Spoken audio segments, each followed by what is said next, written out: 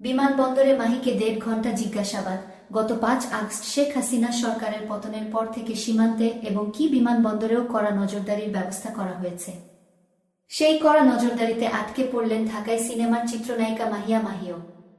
এই অভিনেত্রী সম্প্রতি শাহজালাল আন্তর্জাতিক বিমানবন্দরে গিয়েছিলেন। সেখানে প্রায় ১.৫ ঘণ্টা অপেক্ষায় রেখে জিজ্ঞাসাবাদ করা হয় তাকে। এ সময় খোঁজ করা হয় তার নথিপত্রগুলো। সম্প্রতি সামাজিক যোগাযোগ মাধ্যম ফেসবুকে এক ভিডিও বার্তায় বিষয়টি মাহি নিজেই জানিয়েছেন। এই অভিনেত্রী বলেন, বিমানবন্দরে বিভিন্ন গোয়েন্দা সংস্থার রিপোর্টে তার নাম আছে কিনা তা খতিয়ে দেখা হয়েছে। মাহি আরও বলেন, ১ থেকে ১.৫ ঘণ্টা হবে, আমি জাস্ট বসেছিলাম। কারণ কর্তৃপক্ষ নিশ্চিত হতে চাইছিল আমার বিরুদ্ধে কোনো অভিযোগ আছে কিনা। ডিজিএফআই, এনএসআই সহ বিভিন্ন গোয়েন্দা সংস্থার রিপোর্ট ভালোভাবে চেক করার পরই ফ্লাই করতে পেরেছি। বিশেষ কাজের জন্য একদিনের জন্য দেশের বাইরে গিয়েছিলেন মাহি। এরপর সেখানকার কাজ সেরে আবারও ঢাকায় ফিরেছেন এই নায়িকা। তবে বিষয়টিকে ইতিবাচকভাবেই দেখছেন বলেও জানান মাহি।